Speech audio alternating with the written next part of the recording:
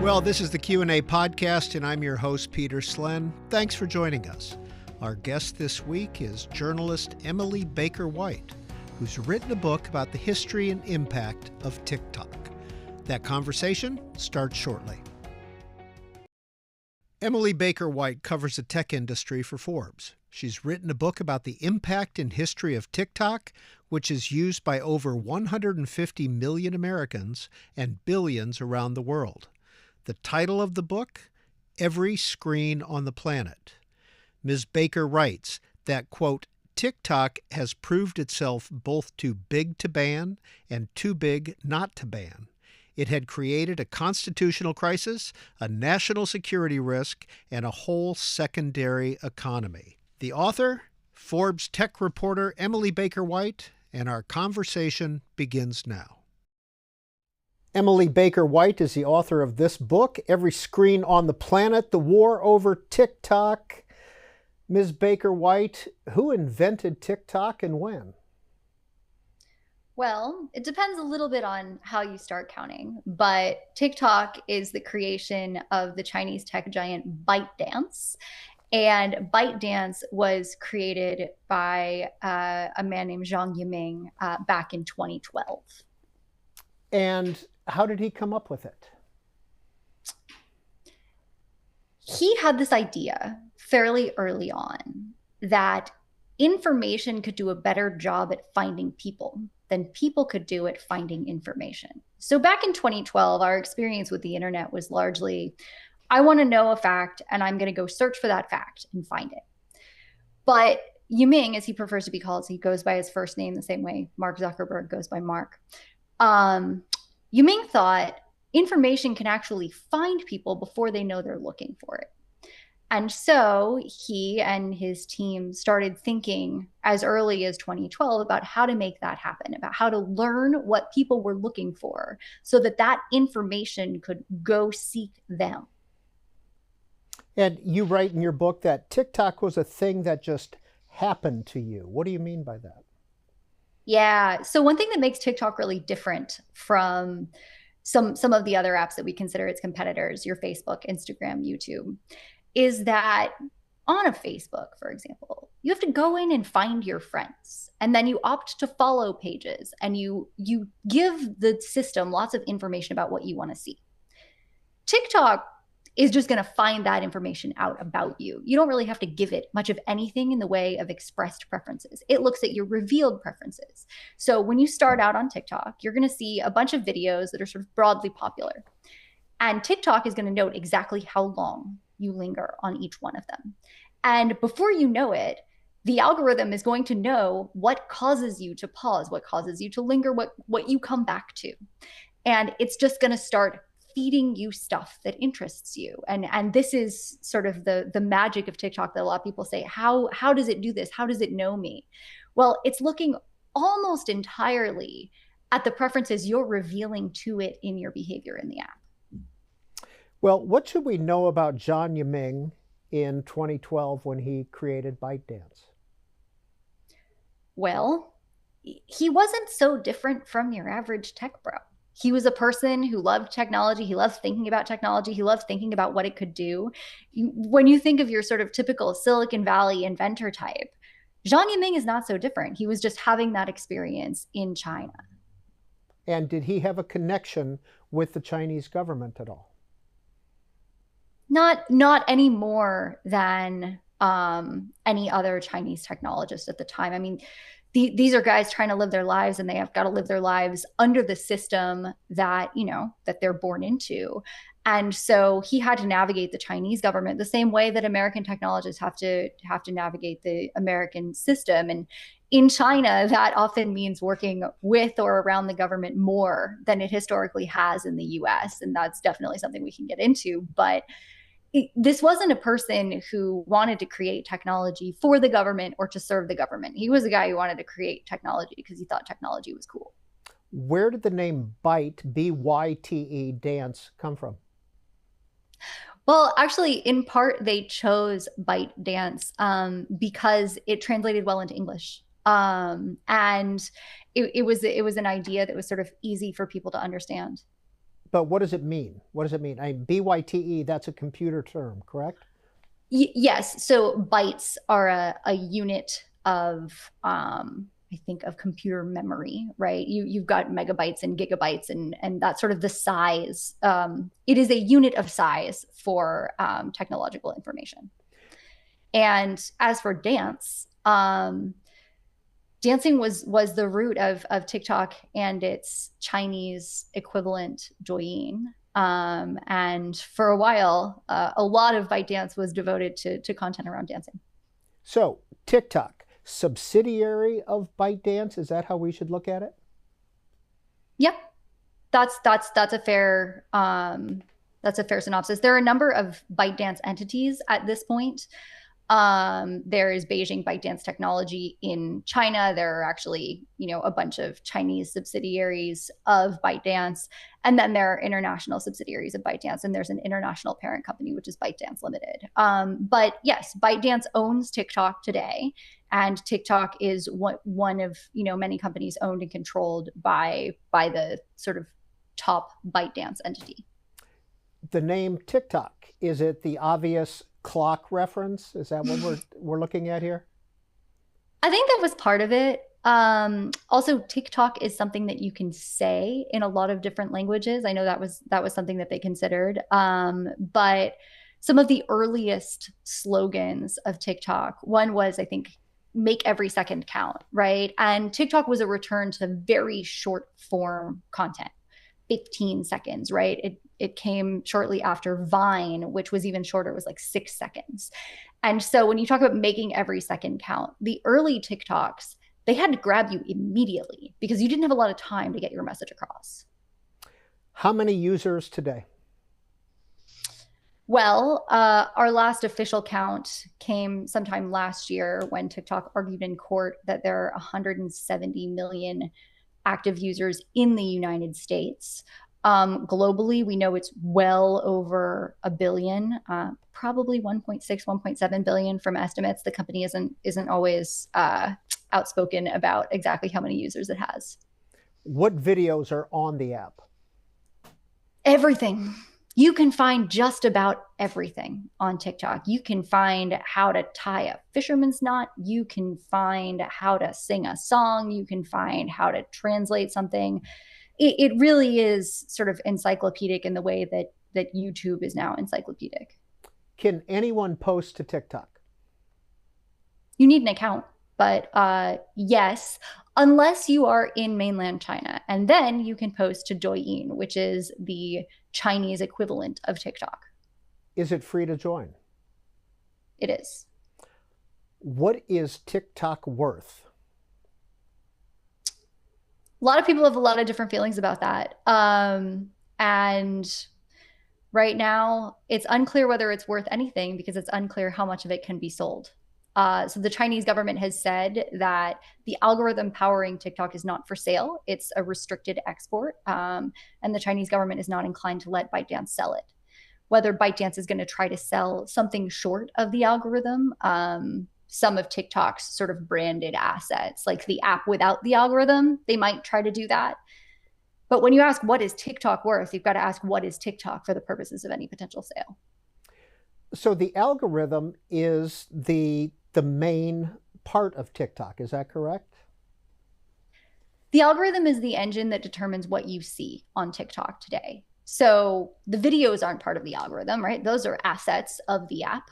And the app itself, the design of it, the flow of it, those aren't part of the algorithm. But that For You page that you may have experienced on TikTok, the decision that the company is making about what to show you and in what order, that is the For You algorithm. And that's what the Chinese government is saying is not for sale. Who controls TikTok today? ByteDance does. And a lot of people have made the reasonable supposition that because ByteDance is a Chinese company, the Chinese government could, if it wanted, put a lot of leverage on ByteDance and restrict how it is able to run TikTok. And Exhibit A there is the Chinese government telling ByteDance that it can't sell the algorithm. How different is the algorithm, Emily Baker White, than, let's say, Facebook's or YouTube's, et cetera? The answer is not very and a whole lot all at the same time. So Facebook and YouTube have recommendations algorithms. So does Yelp. So does Spotify, right? Recommendations algorithms are everywhere today. But people do say that TikTok's recommendations algorithm, for whatever reason, is a lot better than those other ones. And so, if you are one of the many people who have used TikTok, but you've also used YouTube and you've also used Instagram Reels, and if you say, wow, TikTok just gets me in a way that these other companies don't, then you might think that TikTok's algorithm in particular is far more valuable, is far better than those other algorithms. It's the same type of technology, but TikTok's does happen to be particularly good. How many employees? Working on TikTok specifically? Yes. Tens of thousands, definitely. It depends a little bit on how you count. There are a lot of contract content moderators at all of these big tech platforms. Those people may not work for TikTok or for ByteDance. They might work for an intermediary, but there are many, many, many of them. And so tens, if not hundreds of thousands of people are working for TikTok in some capacity. How many in the US, do you know? I don't. I know it's thousands. It's likely, I would say, tens of thousands if you include moderators. Emily Baker White, is there an office building in Silicon Valley that's owned by TikTok where everybody works? There are several. Their headquarters in the United States are in LA. That's where they sort of got their start, and that's where their largest office is. But they've got offices in Seattle. They've got offices in San Jose and Mountain View. They've got offices in Washington, D.C. Like most tech giants, they've got offices all over. And what do most of the employees do? I would say the largest workforce is content moderators, right? These are low-level people who are providing human information to train systems, and there are just a whole lot of them. And so that's probably the biggest number of people. But there are also, as with any big tech company, there are loads of people working on engineering. There are loads of people working on sort of content policy and systems like that. There are loads of people working on new products on TikTok Shop. TikTok Shop is huge. If you want to get people to buy things and make revenue for yourself that way, there's a huge number of people doing that. And there are a huge number of people selling advertising too. The sales operation is huge, just as it is at a Meta or a Google. So there is human manipulation within the algorithm. Is that a correct statement? It depends a little bit how you define algorithms. So I wrote in the book, and I wrote for Forbes several years ago about a feature within TikTok called the heating button. And there was, I think still is, a feature within TikTok that allowed certain people who work there to press a button and give a video more views. And that was called the heating button. They could give it 5,000 more views, 50,000 more views, up to like 5 million extra views, just at the push of a button. That's a lot of power. And people used it at TikTok for reasonable uses and less reasonable uses, right? Often if they were trying to sign a big partner, try to convince a company that they were going to really get their message out on TikTok, they would boost their content a little to make sure it did well while they were trying to negotiate that partnership. There are also people who misused the heating button just to, boost their friends and family's content. But the heating button was also used as a teaching tool to get the algorithm to highlight the right things. And so curators who worked at TikTok, whose job was to find videos that they thought were going to appeal to a lot of people, would use the heating button sort of as it was intended within policy, within the rules, to highlight those videos. And by doing that, to actually teach the For You algorithm something about what TikTok wanted to promote to its viewers. So Emily Baker White, is there censorship on what can be put on TikTok by users? Sure. Now, I would also say there's censorship on Instagram and YouTube and whatnot. If you use slurs, if you use hate speech, if you incite violence, those platforms are going to take your content down too. And so I think perhaps the more interesting question is, do TikTok's content policies differ materially and importantly from other big tech companies? And if so, how? And the answer to that question is that, especially early on, they did. TikTok was a Chinese company, and it inherited some Chinese approaches to content policy and censorship. And for a while, you couldn't post anything on the app that was critical of the CCP. Now, that's not true anymore. They updated those content policies years ago. But it certainly shows that TikTok came from a different place than a lot of its US competitors. And you say they updated those policies. What are the new policies? They're roughly what you would expect from a Facebook or a Google. So you can be critical of the Chinese government. Is that correct?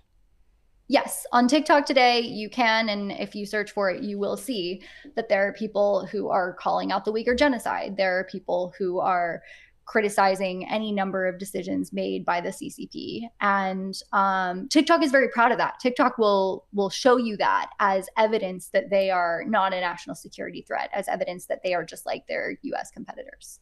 Now, if we can go back just a minute, you compared these TikTok's interaction with the government to being similar to tech companies in the US and their interaction with the government.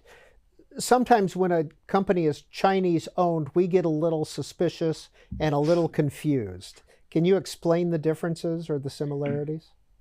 Yeah, we sure do. And it comes down to something that in the book I refer to as the employee shakedown problem.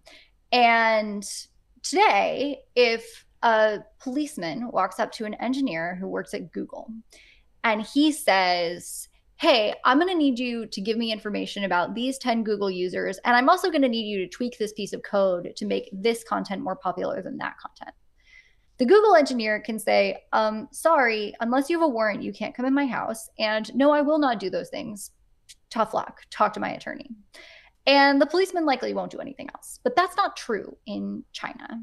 In the Chinese system, if a police officer comes to your house and tells you you have to do something, even if it's something illegal, you have no meaningful way to say, buzz off. You have to do what he's telling you to do.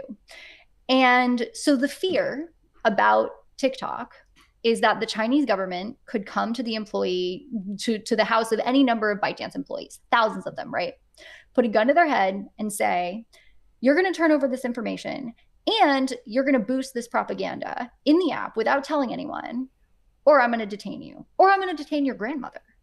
And in the US, we have due process, which protects us from those things. In China, they don't have due process to protect them. And so they just have to do what the government says.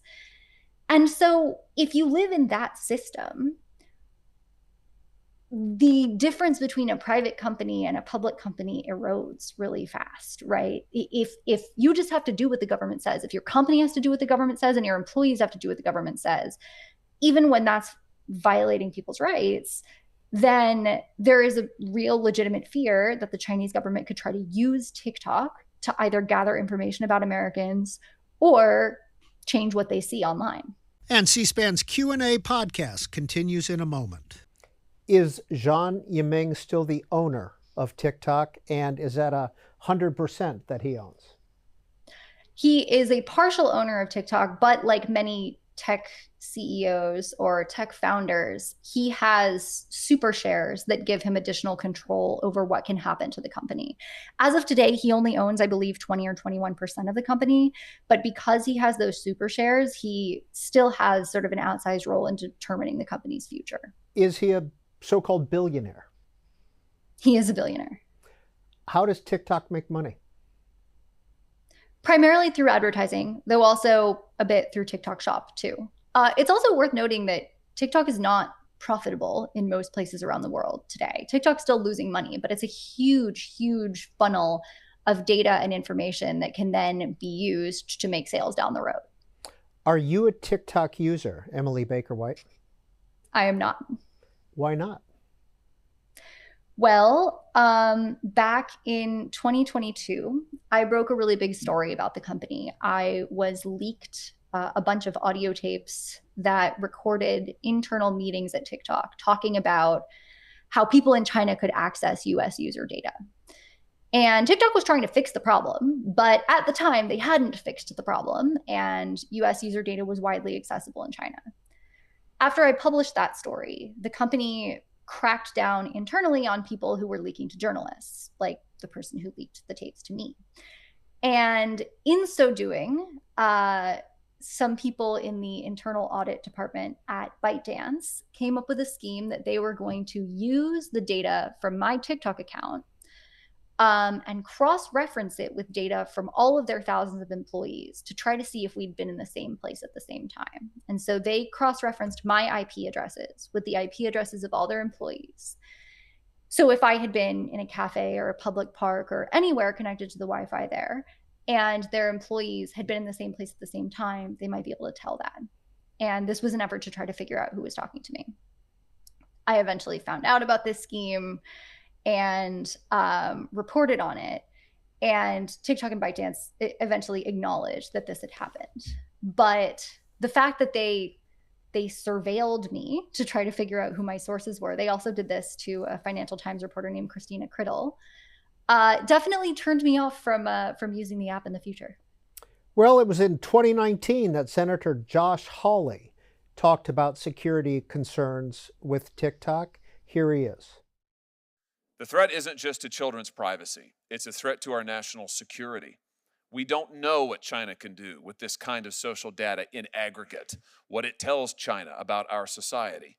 They can see who we talk to, what we talk about, where we congregate, what we capture on video. Not all of TikTok's users are just kids. Some work in government or for the military. Others are celebrities or work for major American companies in positions of influence. What does it mean for China to have a window into such users' social lives? Why would we leave that window open? Emily Baker White, are those legitimate concerns that Senator Hawley expressed? I think they are legitimate concerns. I think the question is, what can or should the U.S. do to think about this? There are many, many, many ways that the Chinese government gathers data about us today. They have hacked into the government. They have hacked into our phone providers. Like they've hacked health insurance companies. The Chinese government has a huge amount of information about Americans, and they get it from many, many places.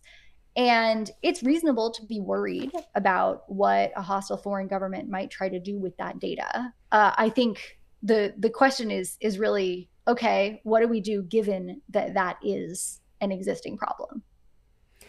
Well, 170 million Americans are using it. That's a lot of information, but most of it is not really national security, is it? That's right. I mean, a lot of people, rightfully so, say, I don't care if the Chinese government sees my dance moves. I don't care if the Chinese government knows that I like to watch, I don't know, werewolf fantasy. Most of the data isn't likely of concern for national security purposes, though I will say that what Senator Hawley said about aggregate data is worth considering, right? If you have a pipeline of what 170 million Americans are talking about, you can figure out like what's salient in US politics right now. You can figure out what's salient in US culture right now. Are people totally obsessed with, the latest celebrity sexual abuse trial? Are they obsessed with any number of little things? And if you eventually do want to target that population with propaganda, it's useful to know, sort of have a pipeline to the zeitgeist. How long have you been covering tech? Since 2021, so like 3.5 years. And all for Forbes? For Forbes and for BuzzFeed News before it. How did you get into that? Well, I actually worked in tech before I covered tech. And before that, I was a lawyer. So I graduated from law school knowing that I wanted to do sort of civil rights work. I went and defended people on death row. Then in the course of defending people on death row, I came across some pretty horrible Facebook posts by a number of law enforcement officers. And these were open Facebook posts by cops, visible to anyone. And I said, wow, I wonder how much more of that is out there. And so I spent 2 years building an interactive database of public statements made by police officers online that could affect public trust in policing. This is the Plainview Project, your Plainview Project. Yes, it is. Okay. This was called the Plainview Project. It was published in 2019. And the Plainview Project showed a lot of things. It showed that there was sort of an endemic problem with police officers making statements that they shouldn't make that could affect public trust in policing. But for me, the process of undertaking the Plan B project, of finding all of that data, I spent the better part of 2 years inside the digital lives of America's police officers. And that was really interesting. And it was interesting not just because they occasionally said things they shouldn't have said. It was interesting to see what people were engaging with, what they were interested in, what they did when they were lonely, sort of how Facebook was part of their social fabric. And doing that project made me obsessed with Facebook and understanding how Facebook contributes to the information we see, what gets us ginned up, what gets us talking to our friends. And so I went to work inside Facebook's policy department. And I worked at Facebook in 2019 and 2020. I ended up disagreeing with my bosses about a number of important things. So I left the company after the 2020 election and went and did trust and safety work at Spotify. But my time in tech sort of taught me that the conversations that I was having inside these tech companies, they were the right conversations. They were conversations about the effect that the platform was having on society, on various populations, on civic discourse. But I didn't want to have those conversations where ultimately I was working for one of the companies. I wanted to have those conversations sort of as a polity in public. And the best way to do that was to go into journalism. And so that's what I did. You talk about in Every Screen on the Planet, the trust and safety teams at TikTok. Yeah. What are those? Trust and safety, or content policy, is the sort of umbrella term for the people who make the rules about what should be allowed on platforms. You see these people at every major tech company. You have them at Google, at YouTube, at Instagram, at Facebook, at Twitter or X. And these are the people who write the digital rules of the road.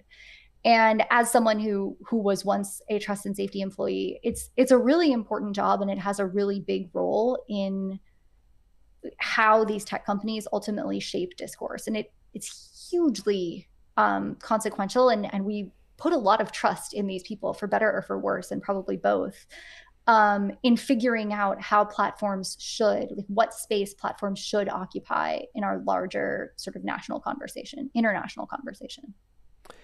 Where did the title of the book come from? Every Screen on the Planet. It came from one of the leaked tapes that I received. And it was a training video for new hires by someone at the company who focused on growth. And he said, I want to see TikTok on every screen on the planet. And he didn't just mean phones. He meant the backs of airline seats. He meant, billboards in Times Square. And it sort of showed the grand ambitions of this company. And truly, if one app, if one company is controlling every screen on the planet, that's pretty big. Who designed the book jacket, and what should we take from it? A designer for Norton designed the book jacket. I like it a lot. I especially like the red dot at the top, which is an homage to the red dot that says your phone is recording. And I think that red dot sort of shows us far, far more of our lives today are recorded, are online in some capacity than they were before. Every text message that used to be a phone call, every Zoom meeting that used to be an in-person meeting, there didn't used to be a recorded record of that. There is now. We are just living more and more of our lives in a way that there is a record, and that record is accessible to the government, to some other government, to any hacker who might steal it. And it's really changing the way that we live our lives. Emily Baker White, you said that you are no longer a TikTok user. Do you use other social media, Facebook, X, etc.? I very rarely use Facebook. I use it to buy things on Marketplace sometimes. I occasionally use Instagram. I have a private Instagram account. Not much happens there. They feed me a lot of kittens. I don't use X. I do use Blue Sky as a sort of Twitter replacement. And I go through periods when I use it more or less, but I think I use social media a lot less than I used to. And that's probably a good thing for me personally. Why? It gets me to have more real in-person conversations with people. Blue Sky, is that fair to say that's the liberal alternative to X? I think it certainly skews that way, yes. Do you consider yourself a liberal? As a journalist, I think I should refrain from answering that question. Is the tech industry different than, have different business models than other industries? It's still quite foreign to a lot of people. I'm not sure I understand the question. I mean, how would you describe the tech industry with the venture capitalists? I mean, losing money for years, et cetera. That's not how a car company would necessarily act, is it? Yeah, I think it depends. I think there are certainly car companies that have sort of used a loss leader strategy, which I think is really common in Silicon Valley. In Silicon Valley, there's there's an adage that if you can't see the product, you are the product. And the idea behind that is that, or if you aren't paying for the product, you are the product. Your data is worth something. It's worth something to a lot of people who want to target advertising to you.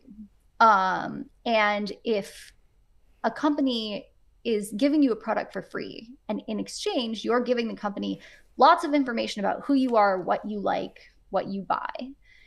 The company is then using that information, either selling it to other people or allowing people to advertise for money on its platform.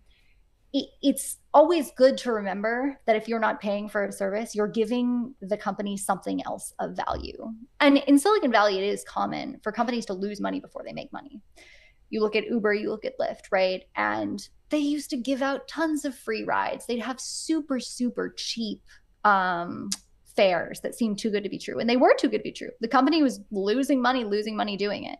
But they were also trying to form a habit in you so that when they jacked your prices, you would stick around. And a lot of Silicon Valley companies do that. A lot of Silicon Valley companies start out with no advertising, and they build momentum and build momentum and build momentum, and they're not bringing in any money at all because they're not advertising. But then they start to sneak it in little at a time until you look at Instagram today, it's totally overrun with ads. And the idea here is that if they can hook you, then once you're good and hooked, they can start making the product less attractive and you'll still stick around. And Cory Doctorow has a name for this. It's called enshittification. I don't know if I'm allowed to say that on TV, but well, we'll see if they bleep it. But enshittification is the idea that slowly but surely these internet companies will degrade their services, and the service will become less and less useful for the user. And at first, they'll make it really attractive for the user. And then it'll be a little less attractive for the user, but it'll be really good for advertisers. They'll get really good terms. And so everyone will sign up to start advertising. Then once you've hooked the advertisers, the companies pull back the profits for themselves. And all of a sudden, it's not actually good for either the users or the advertisers. It's only good at the end for the platform. And that's a cycle that we've seen with a lot of tech companies. And Doctorow would say that it's happening at TikTok too, and I think he's right. What's the role of artificial intelligence with TikTok and perhaps other social media companies? So it depends how you define artificial intelligence. The recommendations algorithms that choose what to show us, a lot of people would say that those are artificial intelligence. Those are AI. They are machine learning algorithms that get better and better and figure out what to serve you. Generative AI, which is what OpenAI has made with ChatGPT, what DeepSeek does, what Claude and Bard do, is a little different. And there are a lot of generative AI tools in TikTok now. You can use generative AI to help make your TikTok videos, et cetera. But that's true at other tech companies too, like your Facebooks, your Instagrams, your YouTubes. In your book, Every Screen on the Planet, you introduce us to Alex Zhu. What is his role when it comes to TikTok? Alex Zhu created an app called Musical.ly, which you might remember if you had a teen or tween back around 2017. And Musical.ly was the absolute hottest thing for 13 to 17-year-olds, some younger, 10 to 17-year-olds, back in the late 2010s. And it was mostly a lip syncing app. It was an app where teens would make lip syncing dances to pop music songs and post them and interact with each other. And that is the app that ultimately became TikTok. So Alex Zhu creates Musical.ly. Zhang Yiming of ByteDance acquires Alex Zhu and acquires Musical.ly. And then they revamped it and retooled it and re-released it as TikTok. And does he have a role today in TikTok? Yeah, so Alex Zhu has held a number of roles, including the head of TikTok at ByteDance. But now he's sort of back in his sweet spot. The thing that that Alex Zhu seems really, really good at is getting people to adopt new products. And what made Musical.ly so successful is that he was able to get a lot of people to get really into Musical.ly. And now he's doing that with AI apps for ByteDance. From your book, TikTok has proved itself both too big to ban and too big not to ban. It had created a constitutional crisis, a national security risk, and a whole secondary economy. At what point did it become controversial? Well, you cited Josh Hawley back in 2019. I think the issues that he raised are the issues that eventually a lot of lawmakers from both sides of the aisle came to embrace. So the first time TikTok faced a ban was in President Trump's first term. President Trump was surrounded by a number of China hawks who wanted to ban Chinese apps. They thought they were a national security threat. Trump was also embarrassed by a number of teenagers pulling a prank on him on the platform. And he said, all right, we're going to ban TikTok. The way he did it, the law that he invoked to do it, doesn't allow you to ban speech platforms that way. And so ultimately he got shut down in court. But the reason he wanted to ban TikTok was of interest not just to the first Trump administration, but to a wider swath of lawmakers and regulators. And so when President Biden came in 2021, the Biden administration said, okay, we're not going to ban TikTok, but we are going to negotiate with them to make sure that we mitigate the national security threat that they pose. The Biden administration then spent the better part of 2 years negotiating with TikTok and ByteDance to try to hammer out an agreement that would mitigate the national security concerns, that would essentially cordon off US user data in the United States, cordon off control over what US users saw in the United States, and make sure that that data sort of stayed in the United States and control stayed in the United States. Ultimately, after the better part of 2 years, the Biden administration walked away. They said, we don't feel good about this. We don't think it's going to work. We don't think that ByteDance can continue to own TikTok without posing this risk. And so CFIUS, the Committee on Foreign Investment in the United States, which is an intergovernment or interagency panel within the executive branch, said, yeah, actually, we're right back where President Trump was. You got to sell TikTok or we're going to ban it. And ByteDance didn't react to that very much. They hadn't been forced to sell so far. They were like, okay, you can say that, prove it. And so the White House went and worked with Congress to pass a law called PFACA, or the Protecting Americans from Foreign Adversary Controlled Apps Act, which said ByteDance has to sell TikTok or TikTok will be banned in the United States. That law was supposed to go into effect on January 19th, 2025, which is, of course, the day before President Trump's second term inauguration. So just as the law is about to go into effect, President Trump comes in and he says, actually, we're not going to ban TikTok. We're going to save TikTok and we're going to broker a deal. Fast forward 6-7 months. Here we are. President Trump has told his Department of Justice not to enforce PFACA, which is binding U.S. law right now. Companies are going on the goodwill of the Trump administration not to prosecute them under that law. And Trump has not brokered a deal because the Chinese government still says it's not going to sell the algorithm. And C-SPAN's Q&A podcast continues in a moment. Well, let's go back to January 20, 2025, President Trump's first day in office in his second term. There's so many different products made in China, and nobody ever complained about it. The only one they complain about is TikTok. And TikTok is largely young people. I guess I have a warm spot for TikTok that I didn't have originally, but I went on TikTok, and I won young people up by 36%, Peter. And Republicans typically don't do too well with young people. And remember, TikTok is largely about kids, young kids. If China's going to get information about young kids, I don't know. I think, to be honest with you, I think we have bigger problems than that. Emily Baker White, is the president breaking the law, technically? Yes, but he's not the first one to do that. The president is telling DOJ not to enforce the law.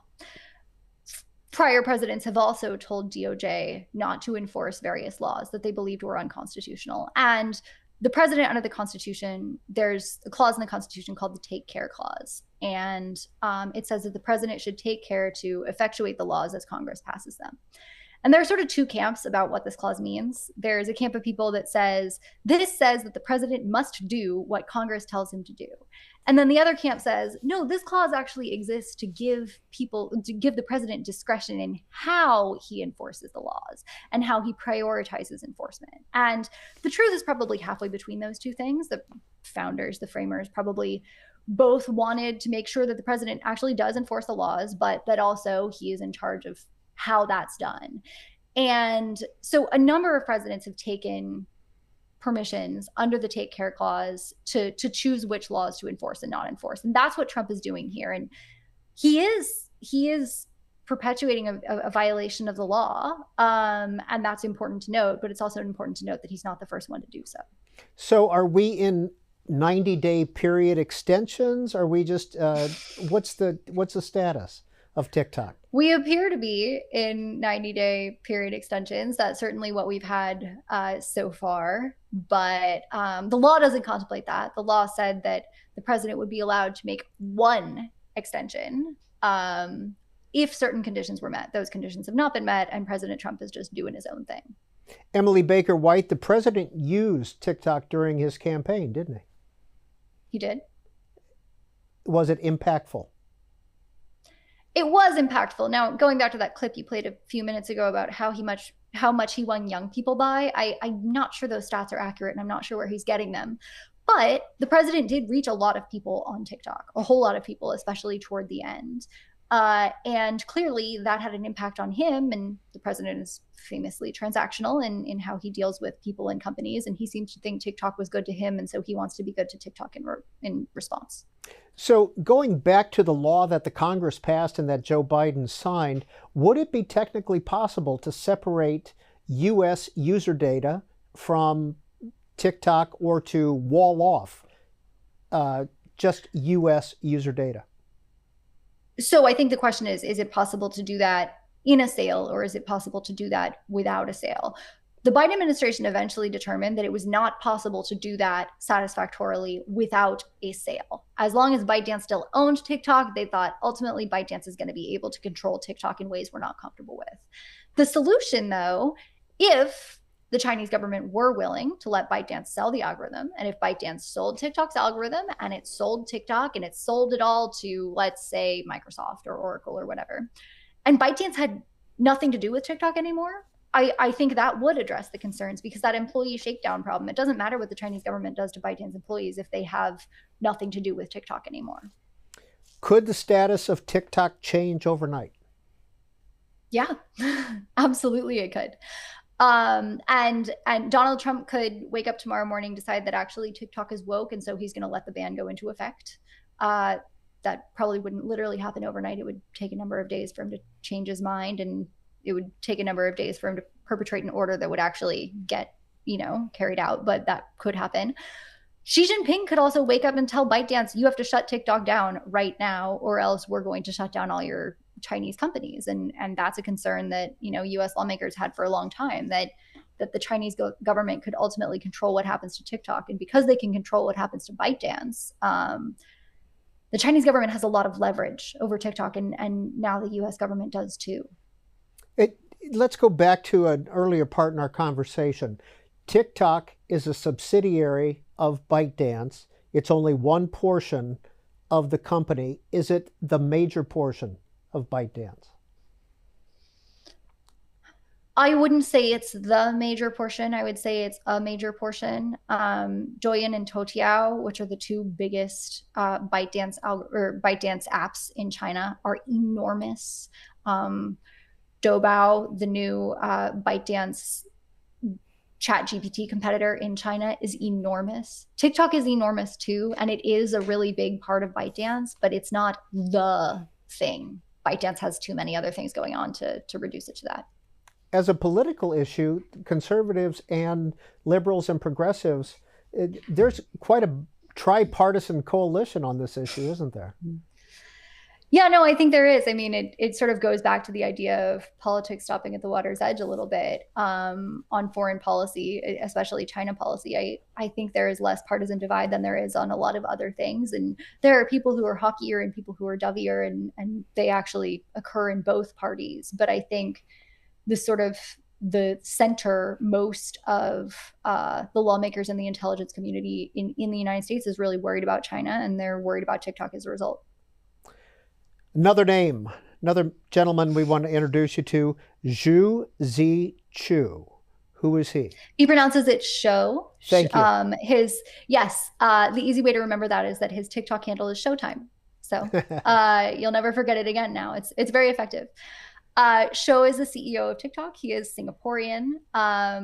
TikTok and ByteDance have actually, Zhang Yiming now lives in Singapore too, though he's a Chinese national. Shou is not. Shou is a Singaporean national.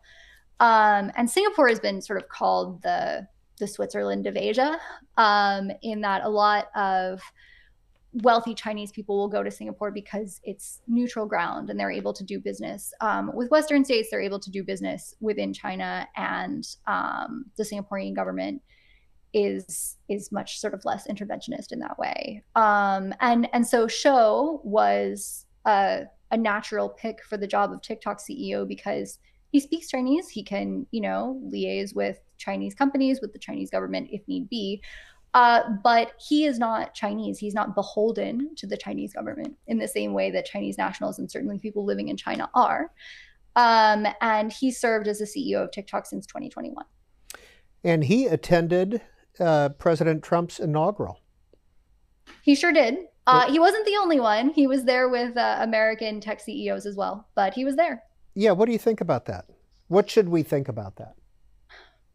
I think TikTok, like Meta and Google and Microsoft and others, is navigating really new territory here in figuring out what to do with a president who is very transactional and who expects sort of loyalty and fealty that is not historically typical of the US presidency. Zhu Zichu testified in front of Congress in 2023. Here's a little bit of that testimony. This is a private business, and is like many other businesses, many other American companies, we rely on the global workforce. So the global workforce that includes ByteDance, which is connected directly to the Chinese Communist Party. That is a characterization that we disagree with. Now, in the future... That's not what we can disagree with. That's a fact. It's not, unfortunately. With the CEO of ByteDance and your relationship to them. Congressman, respectfully, in my opening statement, I said this is a private company. It's owned 60% by global investors. 3 out of the 5 board members on ByteDance are Americans. This is a private business. And you report directly to ByteDance with the CEO who is a member of the Communist Party. Let me move on. I think we got the answer. Emily Baker White. It is a private company with 3 American directors on the board. Who are they? Do you know?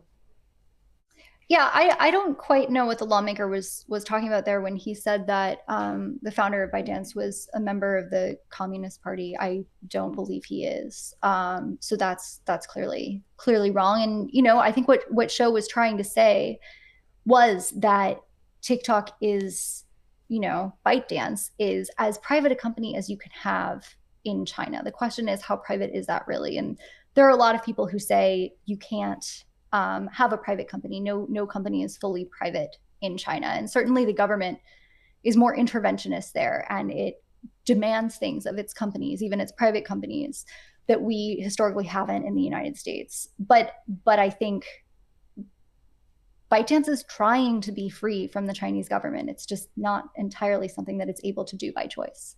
And that was Tim Walberg, Congressman, a Republican from Michigan, questioning Shou.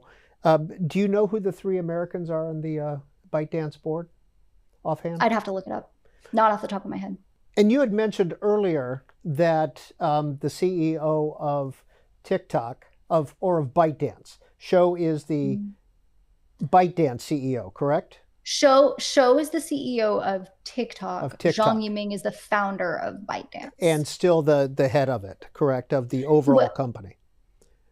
Zhang Yiming stepped down as CEO and chair of ByteDance, and Rubo Liang is now filling that role. Now, Zhang Yiming sort of stayed involved in operations even after he had formally retired, but at least formally, Rubo is the head of ByteDance now, though Zhang Yiming continues to own those super shares and that 20-ish%. Is it strategic, politically strategic, that the head of TikTok lives in Singapore? Is it for personal safety reasons as well? You'd have to ask him that, but I think not necessarily. I mean, he's a Singaporean person. He was born and raised in Singapore, I believe. So the fact that he lives there it's not necessarily about personal safety. I think it's certainly strategically advantageous for ByteDance and TikTok that the TikTok CEO is not a Chinese person and doesn't live in China, because then that person would be sort of more under control of the Chinese government. But, he's not. He's a Singaporean person living in Singapore. In researching your book, Every Screen on the Planet, did you travel to China? I did not. Why? I just didn't. Personal safety reasons? I mean, was it for personal safety That would reasons? certainly be a concern, but I won't say it's the only reason. It didn't work out that way. And would I have been worried about personal safety? Yeah, a bit. But I think it was a cluster of factors. From your book, TikTok in Riyadh did not look like TikTok in Los Angeles. Is TikTok tailored to each country and perhaps each country's restrictions? Yeah, it is. And to be clear, like, TikTok, more so than other social media companies, has embraced the idea that it wants to localize its content policies. And in a lot of ways, that makes a lot of sense. There are different norms about,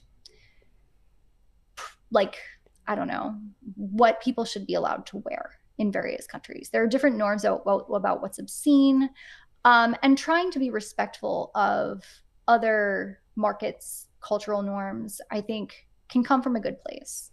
But it can also get you in trouble when, in certain countries, content about LGBT people is banned, or, content about women doing certain things is banned, and that can become problematic. And so I don't think it's an easy thing to say this is all good or it's all bad. But TikTok does have localized content policies, and especially with governments that criminalize a lot of speech, TikTok has to take that down. And when governments criminalize speech, other platforms have to do that too, right? If speech is illegal and YouTube is hosting it in, I don't know what, country A can come after YouTube and say, you're hosting illegal content. But TikTok, more than most companies, more than most US companies anyway, has sort of tried to tailor its approach to content moderation to various local norms. And I think that's a real double-edged sword.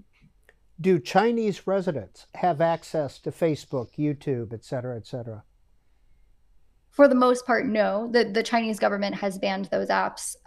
There are many people in China who are able to access that kind of content anyway, to access things that are banned by what China calls the Great Firewall. You can't actually keep literal billions of people from accessing things they want to access online. They're too smart, they're too clever, and they're going to find a way. But yeah, Facebook, YouTube, the New York Times, they're banned in China. Why? Because the Chinese government wants to control the information ecosystem, and they don't want people to be exposed to dissent. So, Emily Baker White, if a Chinese resident happened to be in Tokyo or Hanoi, would they be able to access that information at that point? Access information from platforms that have been banned in China? Yes, ma'am. Certainly, if I am a Chinese resident, a Chinese national, but I'm in Tokyo, I am going to be able to access all sorts of things that I wouldn't be able to access in China. And the Chinese government would not have access to their browser history, correct? Or they would? It probably depends on if they take the same phone back into China. I don't know exactly what the Chinese government would be able to access there, but there are, Chinese expats living all over the world who have free reign over the open internet. So TikTok has lobbied here in the U.S. and put commercials on television. Here's one. Well, things are rough. Oh my goodness. I mean, like, the floor is actually lava rough. I can't, bro. But you're not. Me? You're a reactor, a mover, a better than what came before you doer, a slayer, a crier. Oh, let me tell you about this funny thing that happened. You are realness and weirdness, chaos and hope. Yes! All this talk about good things to come? Nah, you're the good thing. Emily Baker White, have those ads been positive for TikTok here in the U.S.? I think certainly, yeah, ads have made a difference, and TikTok has been very strategic about how they run ads in various sort of moments of distress. They've run ads about how they keep children and teenagers safe. They've run ads about data privacy and data security. They've run a lot of ads about how they help people who got famous on TikTok to start or maintain their businesses. And clearly those ads move some people. They wouldn't run them if they didn't. They spent a lot of money on it. But I think, like any ad, it will have some effect. It will also not completely change the conversation. So what's next? Is there another TikTok on the horizon out there? I think a lot of people are wondering how the conversations that we've had about TikTok and other social media apps are going to graft onto the conversations that we're starting to have about AI chatbots and other things. Certainly, the power is in what the people are using. And obviously, we've spent a lot of time on these big tech platforms, but we're starting to spend a lot of time on chatbots too. And so I think that's sort of a space to watch. And we can read you in Forbes, correct? You sure can. And Emily Baker White is the author of this book, Every Screen on the Planet, The War Over TikTok. And we appreciate your spending an hour with us here on C-SPAN. Thank you so much. Next week, our guest is English professor Christopher Scalia, who happens to be the son of the late Justice Antonin Scalia. The younger Scalia has written a book, 13 books that conservatives should read but probably haven't.